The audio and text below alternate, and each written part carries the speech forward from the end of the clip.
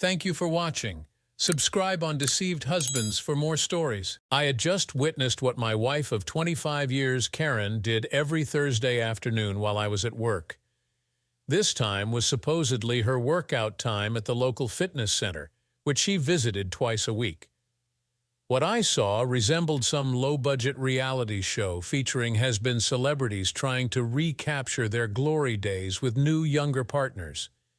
In short, I saw my wife having a good time with another man. Taking a step back, I'm a high school math teacher, so I have very predictable work commitments at school. Each Thursday afternoon, we have staff meetings that always go until 4:30 p.m., which means I'm usually home by 5:30. Karen was always very tired on Thursday evenings because of her gym workouts, so I usually prepared dinner while she took a shower and made the beds. Thursday was also her laundry day, so we always had fresh linen on the bed Thursday nights and a washing machine full of dirty clothes. Our school principal had a surprise visit from the district inspector, so he unexpectedly called off the staff meeting today. I went back to my classroom and finished grading papers for the day. It was still only 1:30. On a whim, I decided to go home and prepare dinner early, maybe do some tidying up before Karen returned from the gym. She had been growing more distant recently, and I thought that a candlelit dinner and a relaxed atmosphere with no urgent chores might spark some intimacy and reignite the passion between us. As a long-term type 1 diabetic, my ability to engage in traditional intimacy was a bit compromised. Over the years, as the complications of diabetes steadily worsened, I had resigned myself to this. I didn't think it was a real problem since all of our intimate moments from early in our marriage had been at my initiation. Karen retained some deep-rooted guilt about anything physical, ingrained in her through a strict religious upbringing. Intimacy was enjoyable for her most of the time, but no matter how hard I tried, she never lost herself in the passion of it. She was never inclined to try new things. The question at the end of most of our sessions was usually, "Did you enjoy that, dear?" It was always me suggesting different ways to spice up our intimate life, only to be met with, "No, we can't do that." I was resigned to that fate in our marriage. Surely, marriage was about more than just physical connection. We seemed to get along fairly well apart from the occasional heated arguments, usually about some financial issue. Recently, though, I had noticed her becoming more and more distant from me, often belittling me for my lack of initiative in the bedroom. She increasingly wanted to control all aspects of our lives and became hard-headed and argumentative when she didn't get her way. I wrote most of it off as the usual rough and tumble of marriage relationships and tried to continue as normal, trying not to provoke unwanted arguing, hoping that it would sort itself out eventually. I was a patient man. Today I arrived home as I usually do by parking in our driveway, which was a fair distance from the house. This driveway positioning was done so that when our children were young and in bed, no car noise would interrupt their sleep. Their sleep time was precious not only because it kept them healthy, but it also kept us sane. We had quiet time to recharge while they did. I parked and leisurely walked up to our 2-story house. Karen's car was there, but it always was on workout day as she said that she preferred taking the subway. Then my head was already in the time to clean up space as I quietly entered the back door. I'm a bit of a handyman, so every door hinge and moving component of our house was well maintained and quiet. Nothing annoyed us more than banging doors or squeaky hinges. The first thing I noticed was that Karen's purse was still on the kitchen counter. She'd be upset, I thought. Karen was a stickler for having her purse, especially always close at hand wherever she was. This anomaly corrected my cleanup mentality, and I started to notice other things. Her gym clothes, mostly a form-fitting yoga outfit and large towel, were on the floor next to the kitchen counter. What? I thought, still not fully registering the nasty implications. Then I heard noises coming from our bedroom upstairs.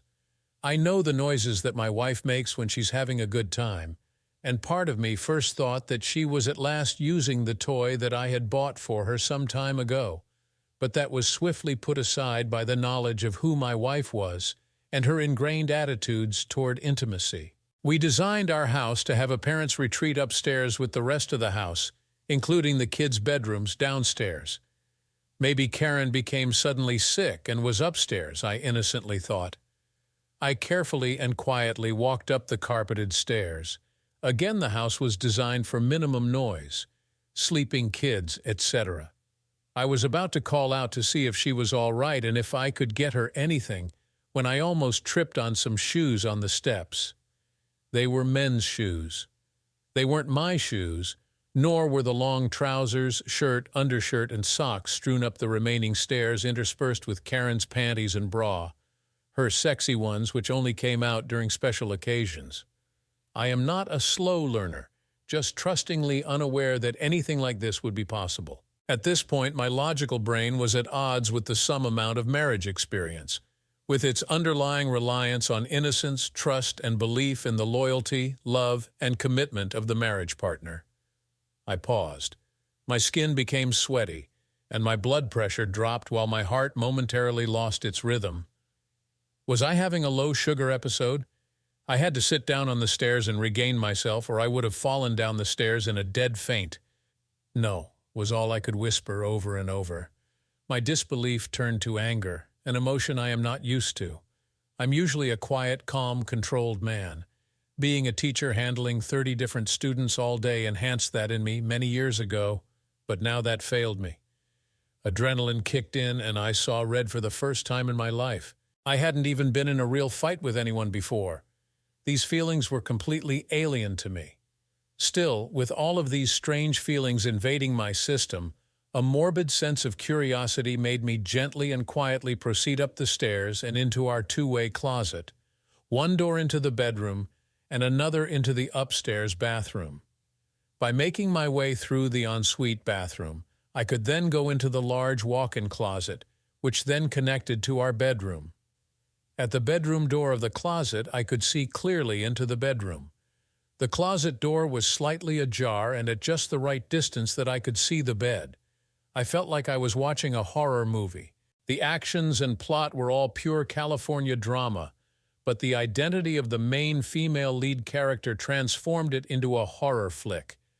I was on remote control. I could not look away. You know the knowledge that some graphic, gruesome scene was about to play out on the screen, but you keep watching anyway. Then I saw it. Actually, I had been hearing the sounds all along, but my mind hadn't registered the noises of pleasure coming from our bedroom. After the initial discovery, it was overloaded with pure rage and disbelief. I could see the whole scene played out before me in every graphic detail. The sights, smells, and sounds came at me in a rush. The hairy body of some stranger between Karen's legs, her eyes closed tightly and brow furrowed as if concentrating extremely hard on a problem.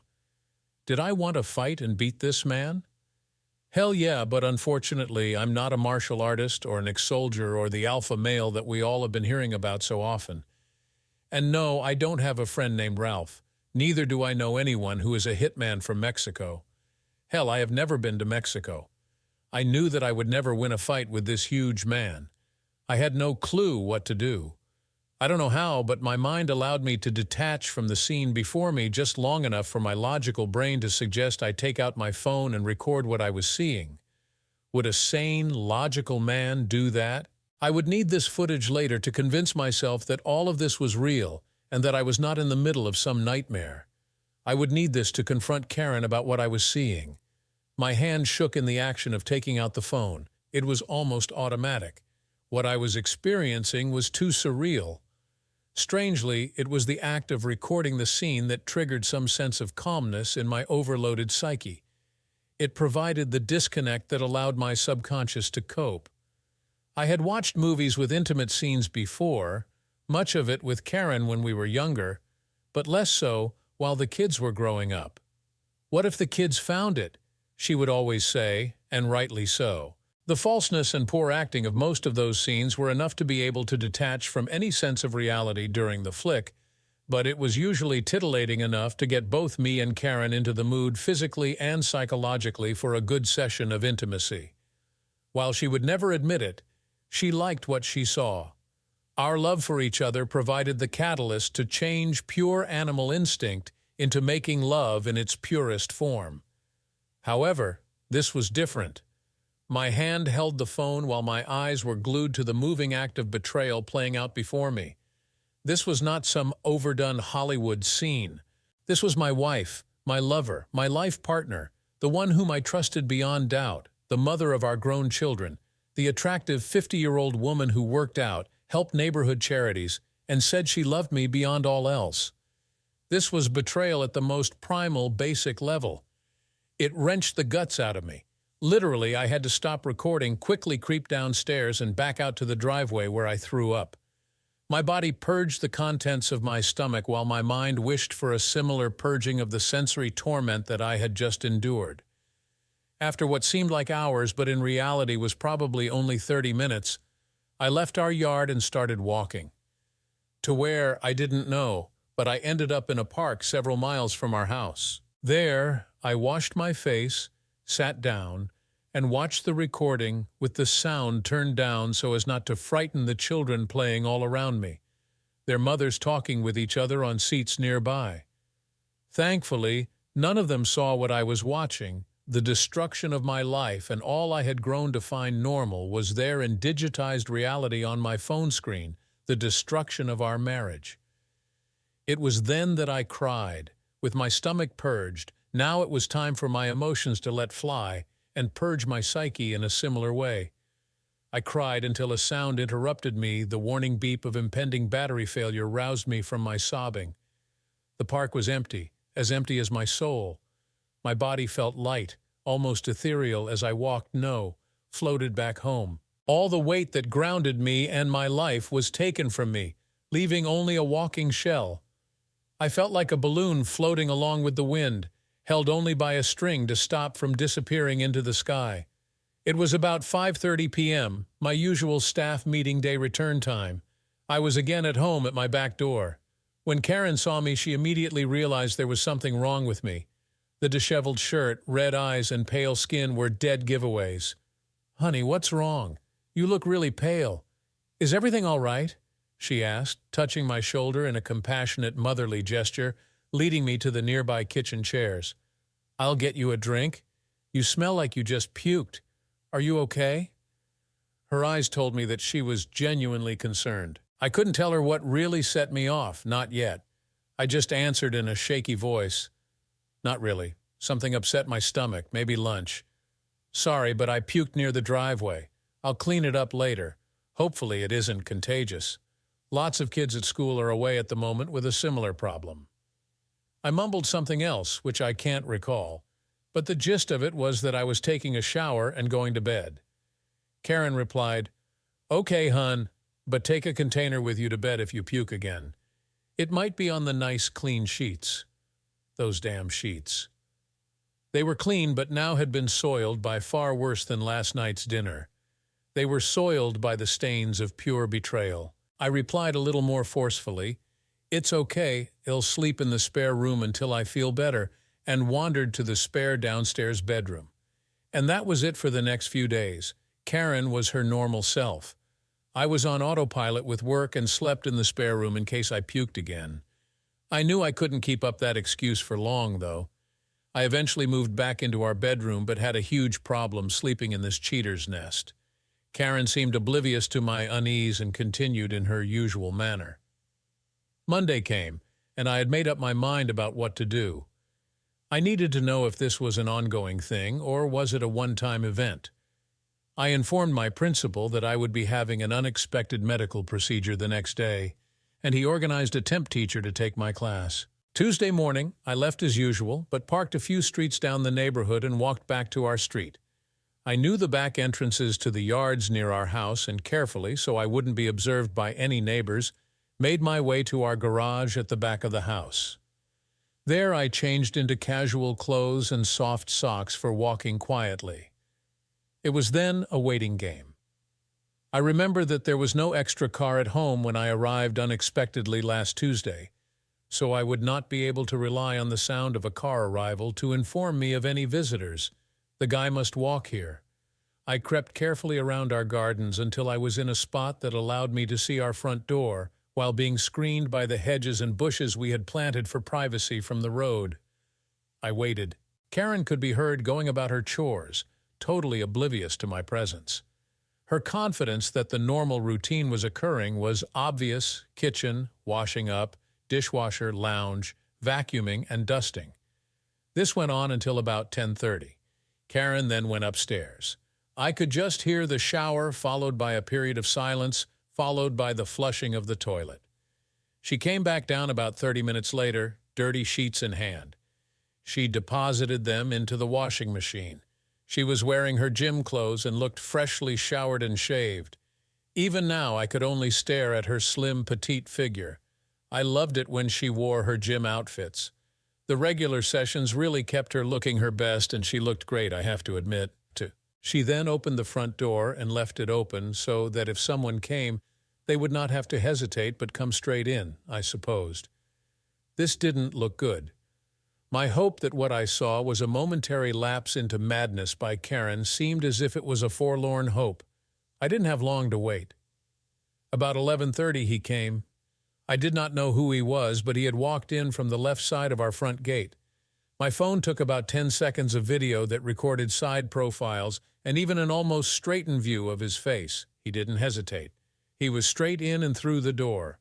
The next words I heard made my blood curdle. "Hey, lover, I hope you're dressed for a big workout again?" "Of course," came the reply from Karen in my leotards as usual. "You always love it when I wear these." "I sometimes wonder if it was these that attracted you to me in the first place," she said playfully. "Baby, you never cease to make me hot for you," he replied. Then they went at it, all there in real-life color in front of my eyes. If it was not bad enough, I even heard a documentary narrator's voice in my head as I saw it. This was beginning to feel like déjà vu. Now I knew why I saw what I saw last week. I definitely did not need to see any more to confirm my suspicion that this was indeed an ongoing affair, not just a one-off event. It seemed that they almost had a well-practiced routine to their sessions. I had seen enough. I could not see any more from my vantage point anyway without risking entry into the house. They had only just moved into the bedroom, our bedroom, and would still not be as focused on their encounter as last Tuesday. They would most probably hear me this time if I attempted to venture into the house. I retraced my steps to the garage and took stock. My heart was still going nuts. I needed to calm down, but I also needed to find out more who, where, why. The why I already knew.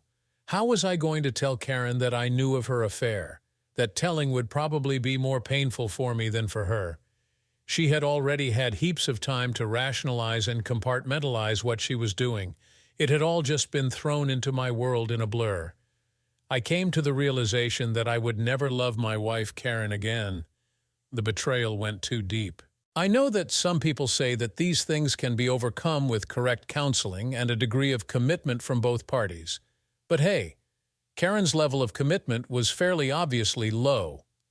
I would never again enjoy intimacy with her. I had not seen any forms of protection anywhere, not that it was an often experienced event lately anyway. If she was happily engaging with others behind my back, then there was no telling what she could pick up. The why bothered me the most. Why was she doing it? I knew we didn't have a very active, intimate life, but her whole life with me had been one governed by guilt about such pleasures. Intimacy was for creating kids, not enjoying and gaining pleasure from. Lust was one of the 7 deadly sins, and to feel overly turned on or passionate while engaging in such acts was almost banned from all good people like her. I was the one who always tried to add some spice and adventure into our intimate life while I was physically able. I always knew that one day my diabetes would have a degenerative effect on me, among other body parts, and so I would try everything to add new things to our intimate life. Every single innovation, toy, or suggestion that I tried to introduce was met with negative feelings and even some strange glances which suggested that in some way I was weird for even thinking of those things. It took 10 years of marriage for her to even try certain acts. Call me weak, but I'm not a pervert. I will not insist that a woman with Emily, my wife, the only woman I had ever been with, perform an act which she finds abhorrent or causes her discomfort. I will acquiesce with anything she finds comfortable at the time, even if I wish that more adventure or creativity could occur. I am just like that. Whether that is seen as unmanly or whatever, I could not bring myself to do that.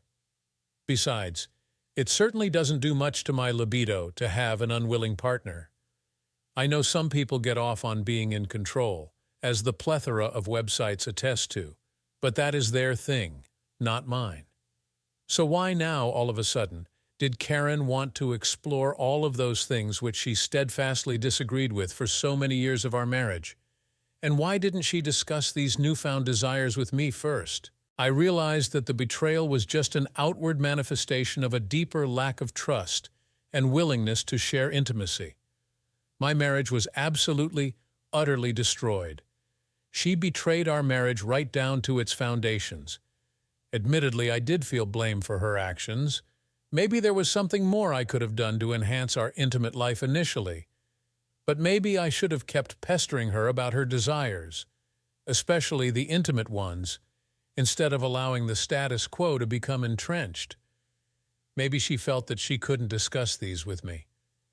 I needed to soul-search these questions more. Where had all of this started and when? I knew that Karen had been going to her gym workout sessions for at least 2 years. It had been a New Year's resolution that long ago, one that I supported wholeheartedly. As a diabetic, I absolutely understood the need to maintain a healthy, balanced lifestyle, which included a necessary physical workout regularly. I knew that Karen went to a fitness center 2 subway stops from our house, one that was frequented by many of the married women in our neighborhood. I thought that it was a great idea, as it helped Karen connect with other females and build a small community feel for those around us. These women became very connected with her. They even convinced her to help with the many charity drives in the neighborhood. Maybe the gym would be where I could start. As a teacher, I had access to computers, printers, etc. I printed out profile pictures from my phone footage and decided to start with finding out the who first. Maybe that would lead to where and when this craziness started. I did not have much searching to do. The next Thursday, Karen had her normal gym session, and I suggested that I come along too so that I could decide if I should also join. It was midterm, so I had the week off school. Karen was not very receptive to this, making excuses like, "It's only a bunch of married ladies there and we mostly talk all session," where the weakest of excuses sounded like, "Who's going to be home while I'm at the gym?" I persisted, though, and managed to tag along the next Thursday. At first, as I walked into the gym, it was almost like the "Who ordered milk in the saloon" situation. All eyes were on me, and I also noted some sideways mutterings from many of the ladies. Karen dismissed this with me by saying that the ladies were not used to seeing her accompanied to her regular gym sessions. The session progressed with the usual warm-ups and stretching. This was followed by an hour and a half of exercise station switching, so that each muscle area was developed appropriately. I went along as long as I could, but had to stop and take a breather about 45 minutes in. Actually, my blood sugar started to lower, and I knew that I had to stop and eat some sweet stuff fairly quickly. I did that, and Karen understood. After taking the jelly beans and waiting in a side chair, I took more notice of Karen and saw that she was obviously very nervous. She kept glancing at the staff area, where the instructors entered the main hall from. I also began to take more notice of the gym around me. It looked much like all gyms the world over. Exercise stations positioned all over with wall mirrors at each station so that participants could self-monitor their stance and muscle definition at each point. I wandered around, then noticed a wall with staff information situated near the exit to the hall. I went there more as a distraction and as a way to fill in the time till Karen finished. I glanced at the top photo, a woman of some indeterminate age, well-shaped and definitely extremely fit, I thought, as I read her description as Rebecca Green, director and owner. This was followed by her cell phone contact number and hours of availability. Under her photo were 3 others, 2 women and 1 man. It was here that I froze. I would recognize that man anywhere, especially on a nudist beach. He was Karen's lover. This was the lowlife who was enjoying my wife, albeit with her passionate permission.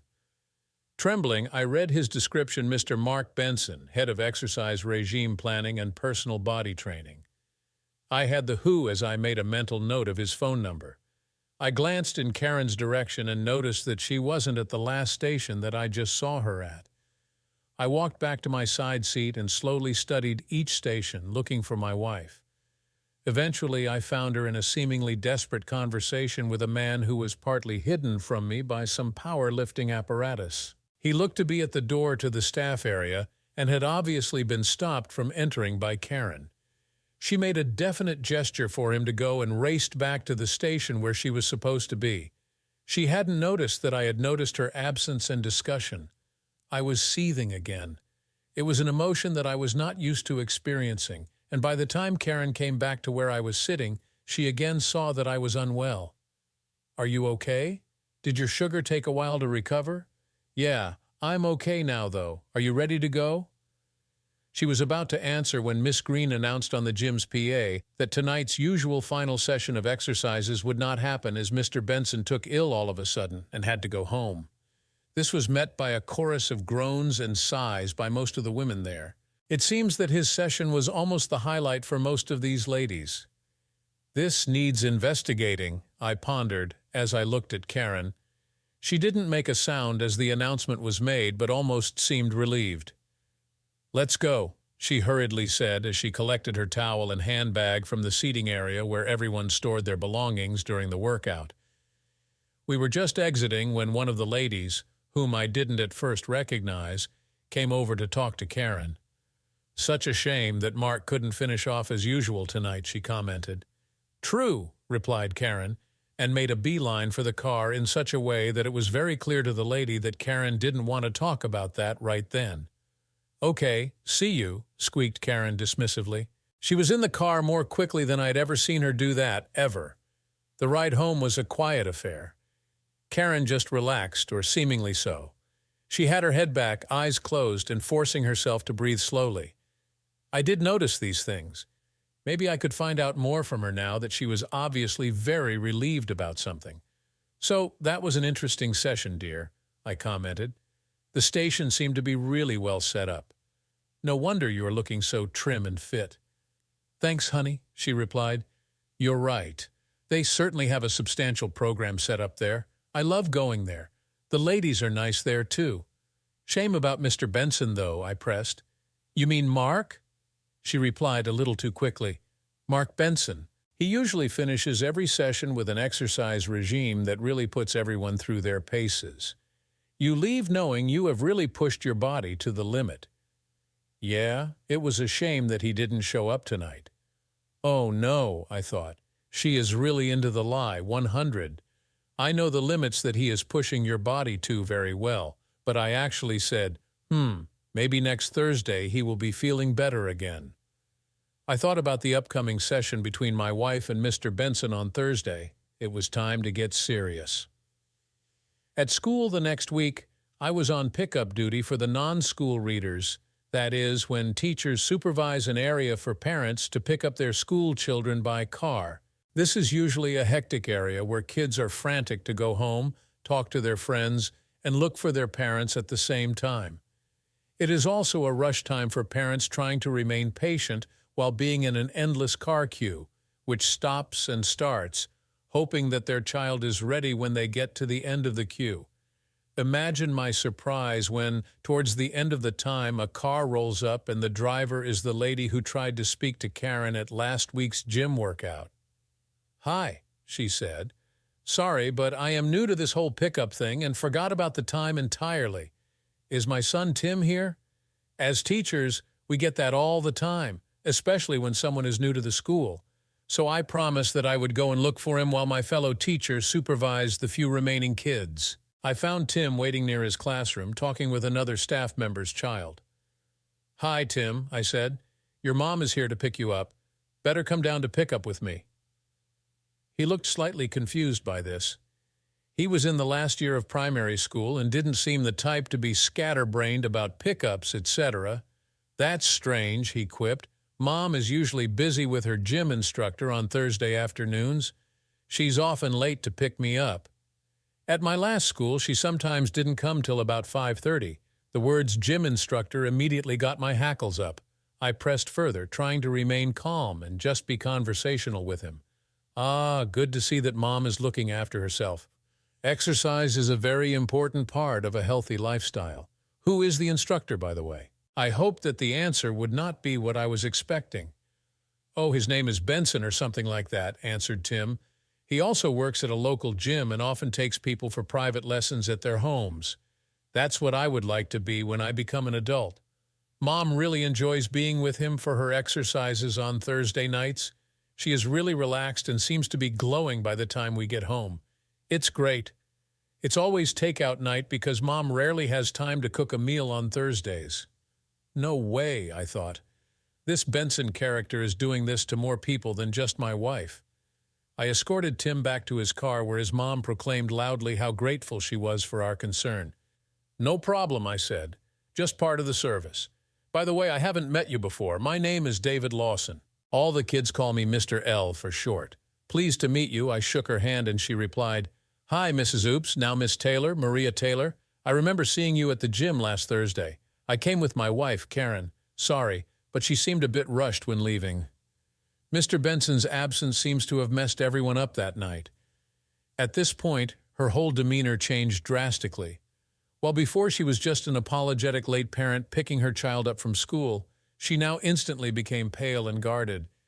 She was almost shaking. Yes, okay. I will see you again, Mr. Lawson. Bye, and she drove off. Wow, I thought. What gives here? Is our jerk Mark doing someone else's wife as well? I do admire the stamina of the man, but that doesn't detract from the pure, unadulterated fact that he was an absolute jerk. Now, I'm not a prude who judges everyone on the basis of their sexual behavior. Far from it. What happens between two or more consenting adults is entirely up to them. However, when one of the adults is supposedly married, there is a line that should not be crossed. If a married person feels the need to have relations with someone other than their spouse, they should be discussing either separation or open marriage with that spouse. To not do that is low, the lowest of the low. For a single person to willingly and knowingly engage with a married person, well, that is just not right in my book. Time to plan my future, something I thought I had done in consultation with my then-sweetheart, Karen. This future looked bleak. It only featured me by myself, without Karen, definitely, but maybe also without anyone. My anger allowed me to travel down a road I never thought I would explore, the path of revenge. I started to take stock of all the important little details that get hidden in the everyday life of a couple. Who pays the bills? What insurance company are we with? When do we pay our utility bills? Which account does this or that bill get paid from and when? Etc. Etc. Etc. My database of all of this info started to grow. I found that we had only a small amount to pay off our mortgage and that my superannuation account had built up to a staggering $700,000. Thank God for our teachers' union, which insisted that compulsory super contributions should be part of a teacher's basic conditions of employment. I figured, after reading up on the topic as much as possible on the internet without Karen knowing, that there was no way that I could escape the fact that all of our assets had to be split evenly. Our children were no longer dependent on us. We did have quite a bit saved in a cash account ready for a planned overseas trip, about $20,000. That trip would not be happening now. I decided my first act would be to deplete that account as fast as possible before Karen got wind of the fact that I had discovered her betrayal. I surreptitiously made many of the appliances in our house suddenly not work, a disconnected wire here, etc. While she was not at home, I would always say that Mr. So-and-so came to fix the said appliance, and that he charged such and such dollars, and that he did it for cash for a little less. This cash I would secret away and then fix the appliance. Using this method, I had managed to secret away about $15,000. I had also bought tools, etc., always with cash, showed them to Karen, and then returned the tools the next day for a cash refund. Nasty and deceitful, I know, but the values of honesty and trustworthiness had already disappeared from our relationship because of Karen's actions. The whole scenario was turning me into something I never thought I could be: a liar. Karen's Thursday afternoon workouts with Benson continued. I no longer even tried to maintain an intimate relationship with Karen. We just lived together as two housemates would. My personal items slowly started to disappear into boxes in the garage. Karen never really went into the garage, so the rearrangement wasn't noticed. Her car was usually just parked in front of it. She was content to leave the garage as my turf. Once she questioned the fact that some of my personal stuff was not on the shelves anymore. I just put it off, saying that I broke it by mistake, or that I didn't really want it anymore. She seemed happy with these responses, mainly because most of my things did not really match Karen's color scheme for what she wanted the room to feel like. When most of my stuff was in that manner away, it really didn't make much difference in the house. It made me realize how much I had relented to allow Karen to dominate much of our existence. I withdrew all of the superannuation that I could and bought a small house. A very small house on the outskirts of town. It only had 2 bedrooms and a small yard, but it had a garage and was near enough to the school that I worked at. The good part was that the balance of the mortgage was such that I could easily manage the repayments, even on half of my salary. This was not a mansion. It is amazing what a bargain can be had if only we didn't all want to be in glitzy, popular suburbs. My separation was in motion. I gradually brought my personal items into the new house. Furniture was not an issue, as I could easily pick up second-hand or pre-loved items at charity shops. That was what my life felt like: pre-loved. Loved once, but now forgotten, and reliant on charity to have any value. It was time for the players to get their just rewards. I edited the footage that I had of Karen and Mark, minus the sound. What they were saying to each other was just too painful. At one point, I heard that jerk Mark refer to me as that sucker. Karen didn't disagree, but to her credit, she did flinch slightly. She knew that what she was doing was wrong, and her guilt manifested itself often in subtle ways. After each Thursday session with her lover, she tried to instigate some form of intimate liaison with me, but I just couldn't comply. My heart and libido were as cold as ice. I don't think she remembered how to start getting me in the mood anymore, so she soon gave up. Intimacy was usually at my instigation and hardly ever because of any advances from her. In her mind, it was obviously okay for her to respond to a husband, but not okay to actually admit to having such desires herself and to project this need to her husband. Okay, so maybe some of the fault was mine also. Still, I didn't go elsewhere to get my rocks off. The complete change I had seen in Karen often left me speechless. I would often find myself just shaking my head and staring at nothing in particular. I could have taken that ride of sexual freedom and experimentation along with her instead of being left outside by her betrayal and subterfuge. It was about this time that I again had contact with Maria Taylor. This time, she was the one who initiated contact. I will always remember it. Again, it was at pickup after school. She was the last parent to come, so I was on my own with Tim, her son, waiting for her to arrive. When she did, she looked around, and I could also see that she was very nervous and looked like she had been crying recently. Teachers notice these things, as it often points to what is happening in students' lives and gives us a clue about how to help those kids learn better. "Mr. Lawson, can I see you for a minute?" she asked nervously. "Sure, no one is coming, so just stay parked there and come over to my office," I replied. I always referred to the benches around the school as my office. She parked, Tim played with his soccer ball, and we sat together on the bench near the pickup area. "I don't know how to start what I want to tell you," she began. "I don't know how much you know about the gym that you saw me in." I stared at her directly, eyeball to eyeball. "I know that Karen, my wife, loves going there, and that it has really helped her keep fit and active," I cautiously replied. "There are things you need to know about what goes on there," she continued. I could tell that she was tearing up and finding it very difficult to speak. "Does it have something to do with Mark Benson?" I asked, attempting to get her to the point as quickly as possible. "You have no idea how much it has to do with that pig," she stated vehemently. "I think I may know, but tell me what you wanted to tell me," I encouraged.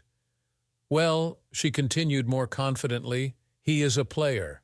His only reason for being there is to sleep with as many of the regular women there as possible. How do you know this? I inquired. Because I was one of them, she blurted out tearfully. The only reason I am telling you this is because I have come to realize who, and more importantly, what he is. Up until a week ago, we had a regular relationship. He would come to my place each Thursday at about 11:30, and we would go at it like rabbits on energy drinks. Don't get me wrong, he was a master. He knew exactly how to get all of my bells ringing. At this point, she stared out to the sky wistfully, as if reliving one of those past sessions. I also stared out, but for a different reason. I was also remembering his sessions, but not wistfully. Sorry, she continued. I really liked what he was doing to me while it lasted. It was only when he had someone else for that time slot that he dropped me like a sack of potatoes. No reason, just sorry, no more. I actually thought that we might have a future. I am divorced and have missed the regular loving of a marriage relationship and was really looking forward to living that again, but this time with him. How wrong I was. I was flabbergasted. How the hell did this woman feel it was okay to share all of this with me? She must be really pissed off. Marriage relationships aren't always what we think, I replied a little too quickly. She looked into my face and saw the hurt and agony there. You already know, don't you? She asked, slowly shaking her head in disbelief. You already know that he has been having it off with Karen, your wife. Yes, I knew, Maria. Thank you for sharing this, failing miserably at keeping the venom out of my voice. But I already have a swing in motion about the whole situation. I really believe in karma, and I think that it might manifest itself soon. That creep has to pay, Maria almost yelled. He has no care about who or how he hurts just to satisfy some prowess, something he can brag about to all of his mates at the bar. If you want me to help you get back at him, let me know. That jerk has to pay and pay dearly, she repeated. She called her son over and left. I sat there for quite a while and thought. I was almost relieved that Maria had shared that with me. For a while there, my plan for revenge just seemed like sour grapes on my part for not being able to maintain my marriage. This needed more thought. I wondered how many more women he was involving from the gym. It was time to get some facts together. I couldn't help but admire the man's stamina, but I guess even the devil never gets tired. I learned that he worked there every day except Monday, which is when the gym was closed. I remembered the phone number listed on the wall at the gym. Using the telecom's white pages, I backtracked the number to an address not more than 3 blocks away from our own address. No wonder he could walk to our place to screw the life out of my wife, soon-to-be ex-wife. I informed Karen that I would be going for a walk each day at about 5:00 p.m. I told her that it was my diabetes specialist who insisted that I do it. Luckily, Karen didn't want to tag along, and she knew that it would not interfere with her trysts, so it all went smoothly. In the first evening walk, I made straight for Benson's address and saw that he lived in a ground-floor apartment in a block of several of these apartments.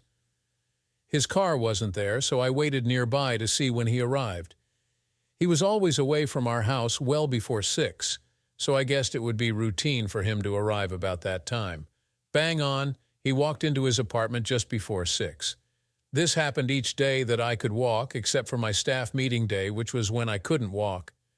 I figured that he did this each day that the gym was open.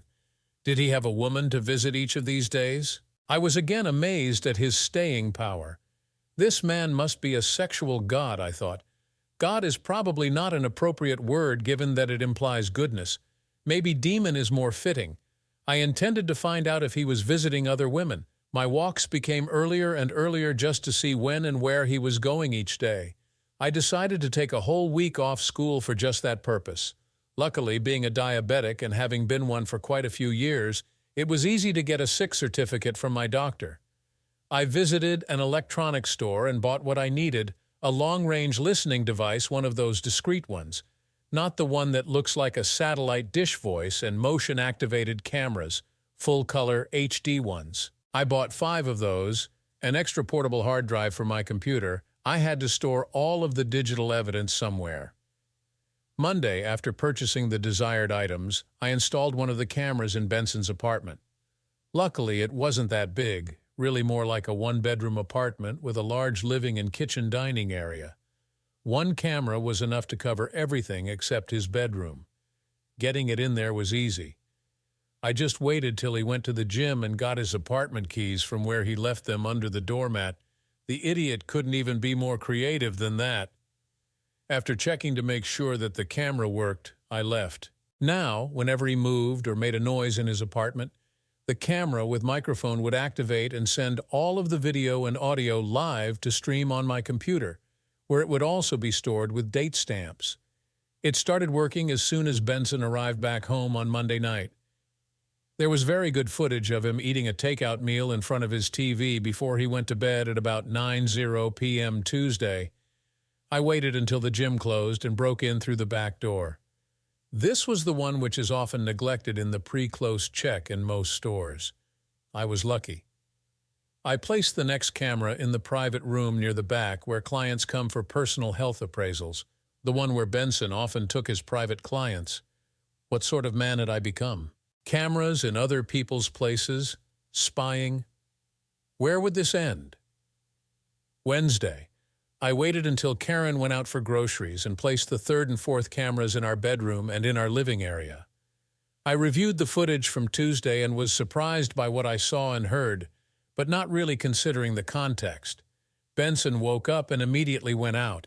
He came back later with breakfast. Lazy jerk can't even make breakfast for himself, I thought.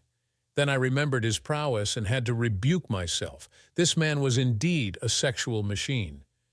He must be doing something right physically to maintain what he seemed to be doing.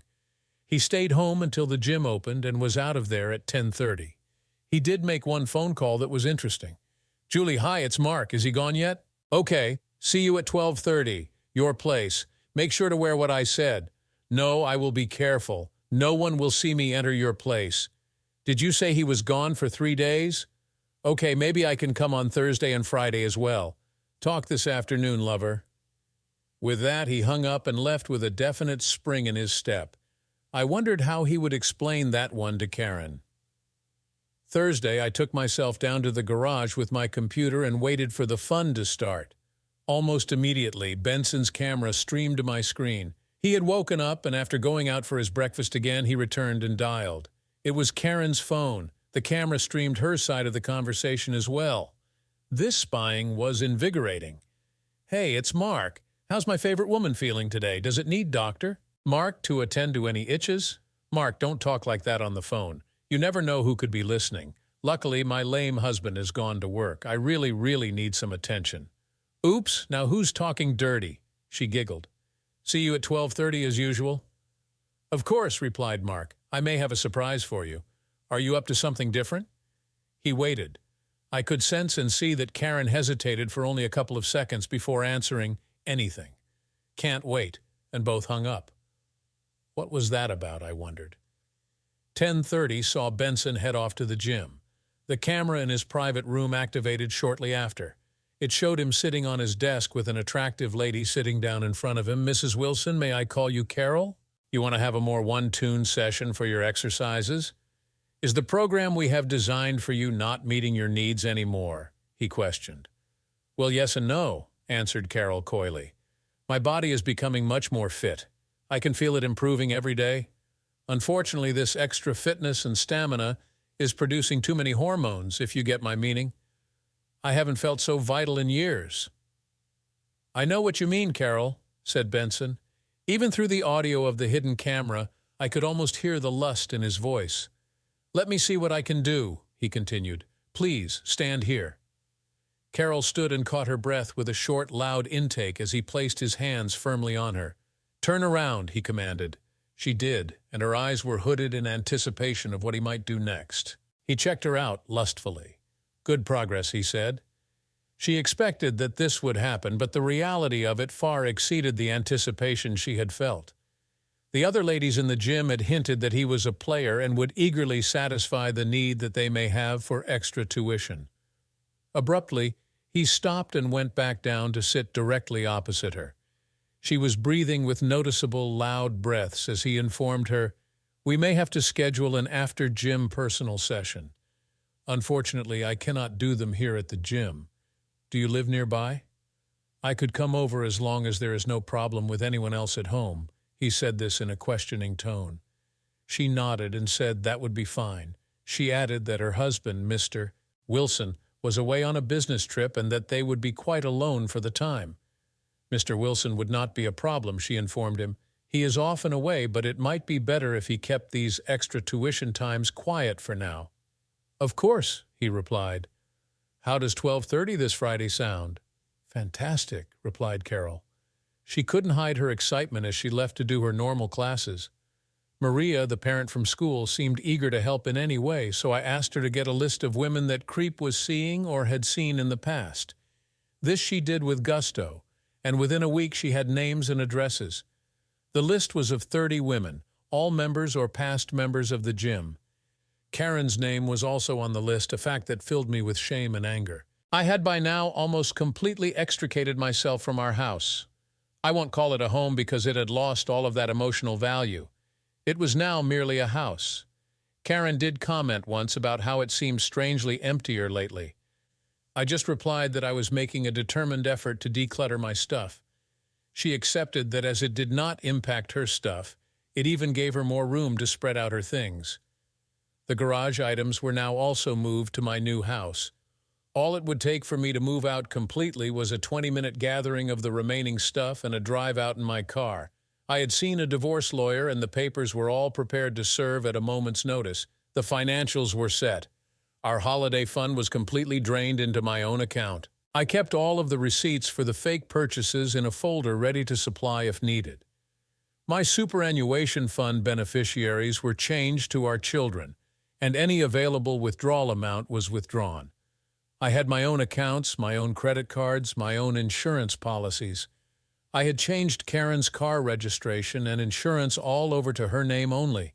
She would be entirely responsible for that from now on. The house I had no control over, so I had to be at the mercy of the courts there. I bought a new mobile phone in my name only and made sure that it had an unlisted number. The original phone I canceled. I prepared a bundle of goodies for each husband of the women listed by Maria. Each bundle included details of when and where that creep had been involved with their partners. It also included his name and address. The final item included was an address for the sexual health clinic in our town, as most of what he did seemed to be unprotected. I also left an anonymous review on the gym's website, alluding to the fact that it was a known pickup area for people like him, and that they mainly targeted married women.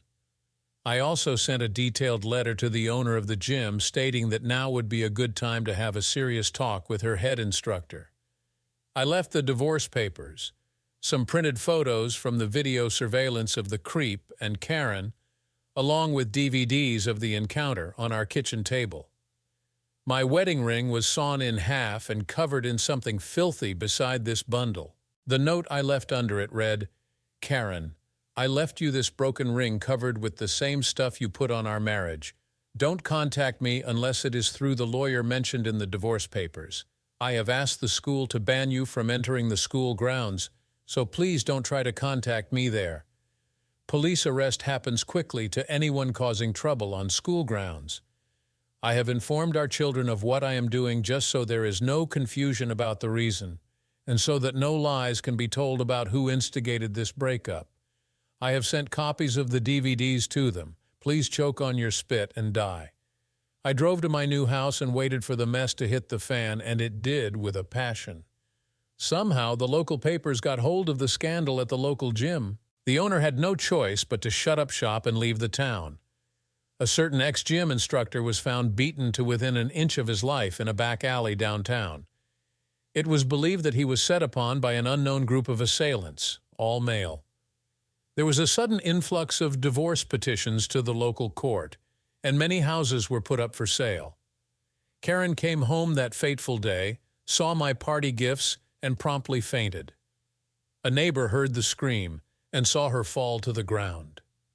It didn't take our old neighbor, a stout old woman of 70, to notice the bundle also. She quickly realized why Karen had fainted. She always was a switched-on lady. "What kind of woman are you?" she shouted, as she spat a huge glob of spit on Karen's face. She did, however, phone emergency before she left the house with the door open. Karen did try to contact me, but she had no luck on any of the phones we had.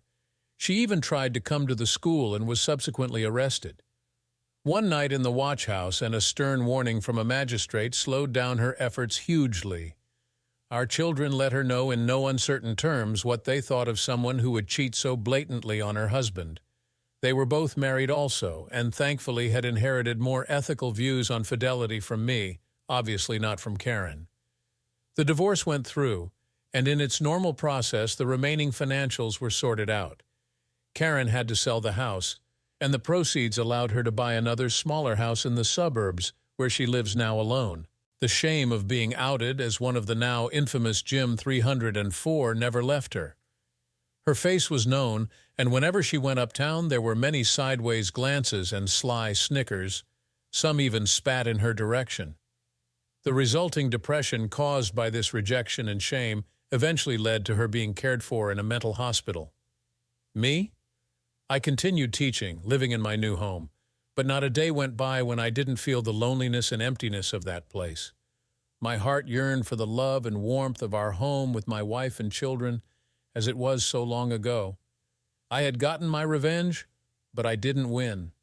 There are no winners when all that is left is loneliness and sadness at the betrayal of a cheating spouse. Thank you for watching this intense story of betrayal and revenge. What would you do if you discovered your partner's secret affair? Share your thoughts in the comments below, and don't forget to like, subscribe, and hit the notification bell for more gripping tales. See you in the next video.